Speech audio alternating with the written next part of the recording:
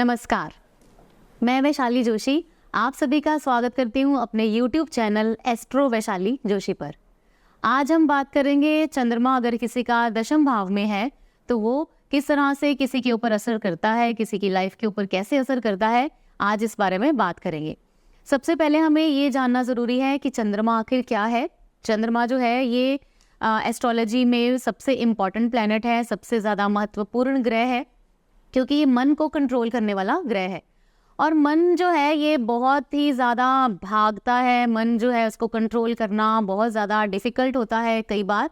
लेकिन अगर हम अपनी लाइफ में ग्रोथ चाहते हैं तो मन का स्थिर होना, स्टेबल होना बहुत ज़्यादा ज़रूरी है। अगर हम कुछ अचीव करना चाहते हैं और हमारा मन एकाग्र नहीं है, फोकस्ड नहीं है, तो हम अपनी जहाँ जाना चाहते हैं या जो चीज़ अचीव करना चाहते हैं उस चीज़ को अचीव नहीं कर पाएंगे।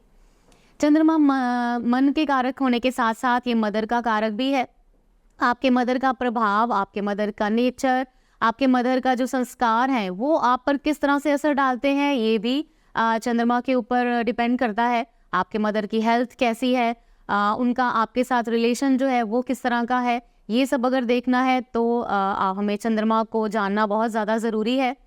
तीसरी चीज़ है लिक्विड मनी, जो बहुत ज़्यादा इम्पॉर्टेंट है ऑब्वियसली, क्योंकि मनी जो है वो हम कमाते कितना है ये तो इम्पॉर्टेंट है ही है, लेकिन हम सेविंग्स कैसे करते हैं, कितनी सेविंग्स करते हैं, ये उससे भी ज़्यादा इम्पॉर्टेंट है। कैसे हम कैलकुलेटिव रिस्क लेते हैं, कहाँ पे हमें खर्च करना है, जो डिसीज़न हमें दिलवाने हैं, जो सोच हमें दिलानी है, वो सारा डिपेंड करता है चंद्रमा की पोजीशन पर।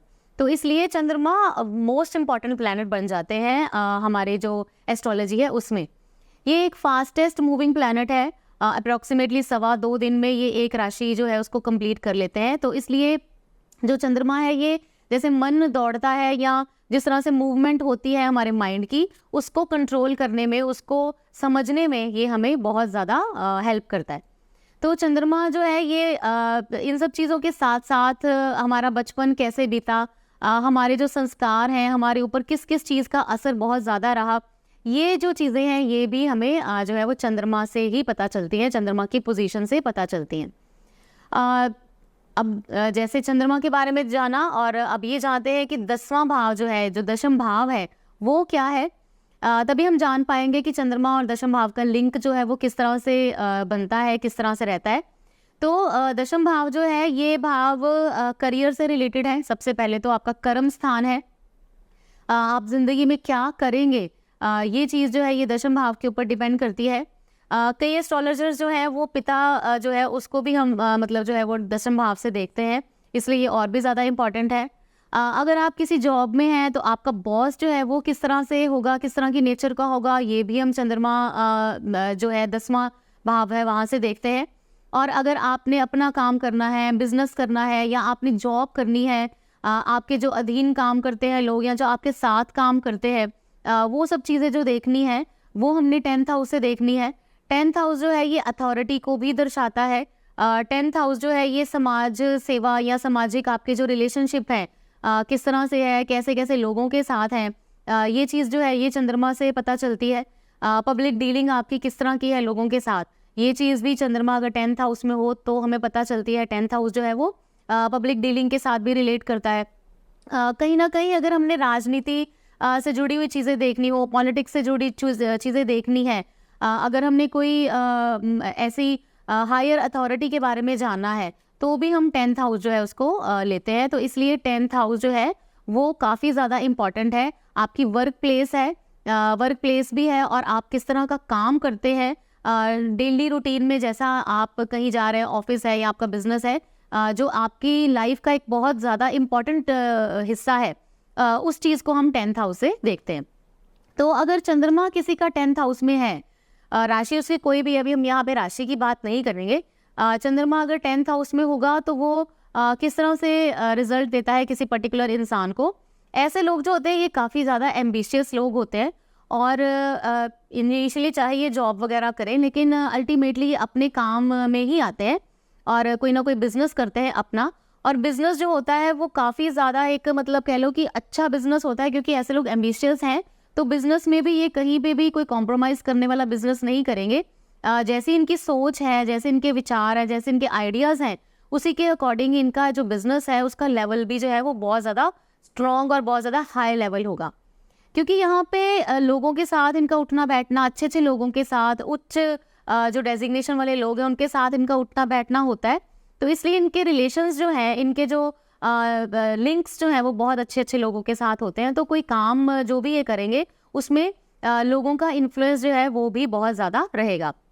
10th हाउस का अगर चंद्रमा हो तो ऐसे लोग जो होते हैं ना, पब्लिक की या लोगों की जो नेचर है उसको पकड़ लेते हैं कि किस तरह का नेचर है, किस तरह का स्वभाव है इनका और किस तरह के साथ इनके साथ बात करनी चाहिए। तो इस तरह की जजमेंट जो है ये लगा लेते हैं और इसलिए पब्लिक डीलिंग में इस तरह के लोग बहुत ज़्यादा सक्सेसफुल रहते हैं। अगर ये लोग पॉलिटिक्स में चले जाएं या फिर ऐसा कह सकते हैं कि इन लोगों के ऐसे रिलेशंस होंगे जो पॉलिटिशियंस वगैरह के लोग हैं और इनसे ये काम निकलवाना भी जानते होंगे। तो इसलिए चंद्रमा जो 10th हाउस में होगा, एक बहुत अच्छा स्टेटस जो है वो एक तो होगा और बहुत अच्छे स्टेटस के लोगों के साथ भी इनका उठना बैठना रहेगा। यहाँ पर अगर चंद्रमा है तो क्योंकि चंद्रमा की दृष्टि 4th हाउस पे पड़ रही है तो मदर के साथ इनकी अटैचमेंट जो है वो अच्छी रहेगी। चाहे ये दूर भी रहे उनसे तो भी ये उनकी जो नेचर है उनके साथ दोनों की बहुत अच्छी जो है बनने वाली होगी।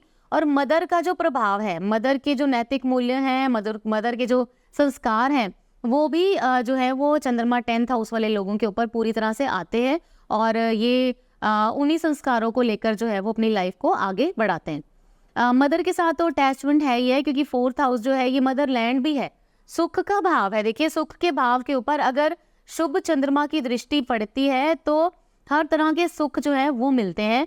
जैसे घर का सुख है, वाहन का सुख है, मदरलैंड का सुख है, और अगर कोई बिजनेस है इनके नाम का तो उसका सुख है। इस तरह की चीज़ें जो हैं इनको काफ़ी ज़्यादा अच्छी मिलती है। नो डाउट इस चंद्रमा के ऊपर किसी भी बैड प्लैनेट का जो एक छाया है या एक दृष्टि है वो नहीं पड़नी चाहिए। जैसे शनि की दृष्टि नहीं होनी चाहिए या राहु केतु की दृष्टि नहीं होनी चाहिए। तो इसके जो रिजल्ट्स होंगे, जो इसके फल हैं, उनमें कमी आ सकती है या उनमें कुछ चेंजेस जो हैं वो हो सकते हैं। पर अदरवाइज क्योंकि चंद्रमा शुभ प्लेनेट है और 10वां भाव जो है ये आपका कर्म स्थान है, जो डेली के आप काम करते हैं उससे भी रिलेटेड है। तो इसलिए इस तरह के लोग जो है उनमें एक और ख़ास बात होती है क्योंकि ये पब्लिक के साथ जुड़े हुए होते हैं, पब्लिक रिलेशनशिप में होते हैं ये। तो इसलिए ऐसे लोग कई बार सोशल सर्विसेज जो है वो भी बहुत ज़्यादा अच्छी करते हैं और लोगों की हेल्प करना ये भी इनको पसंद होता है। लेकिन ये लोगों की हेल्प तब करते हैं जब ये खुद कुछ ना कुछ अचीव कर जाएं। ऐसा नहीं कि इन्होंने खुद कुछ अचीव नहीं किया और बस ये हेल्प ही करते जा रहे हैं। इस तरह की चीज़ें इनको बेनिफिशियल नहीं रहती है। लेकिन जब ये एक स्टेटस पे, बहुत अच्छे स्टेटस पे पहुंच जाते हैं तो ये जो है वो हेल्प करने में भी बहुत ज़्यादा आगे रहते हैं। और कई बार किसी NGO से जुड़े होते हैं या किसी न किसी तरह का कोई सोशल वर्क जो है वो ज़रूर करते हैं। कई बार एनिमल लवर्स होते हैं ऐसे लोग, तो एनिमल्स जो हैं उनकी टेक केयर के लिए जो है जो कुछ काम करने हैं उस तरह के काम जो है वो भी ये करते हैं। तो यहाँ पर जो बैठा चंद्रमा है ये अगर तो अच्छा है तो बहुत ज़्यादा अच्छे रिजल्ट्स देता है। और किसी भी तरह का कोई निष्कर्ष जो निकालना है उसमें पूरी कुंडली जो है उसको देखकर ही निष्कर्ष आपको निकालना चाहिए। लेकिन स्टिल यहाँ पर अगर चंद्रमा होगा तो आपका करियर जो है वो काफ़ी ज़्यादा अच्छा रहेगा। जस्ट अपने मन को स्थिर रखिए। अगर आपका चंद्रमा जो है वो ख़राब भी है, अच्छा है, बुरा है, जैसा भी है, तो कोशिश कीजिए कि आप स्टेबल रहे ताकि किसी भी सिचुएशन को आप हर तरह से अच्छे से फेस कर सकें। तो ये था आज के लिए चंद्रमा 10वें भाव का। अभी हम नई वीडियो के लिए बहुत जल्दी आपसे मिलेंगे। तब तक के लिए धन्यवाद।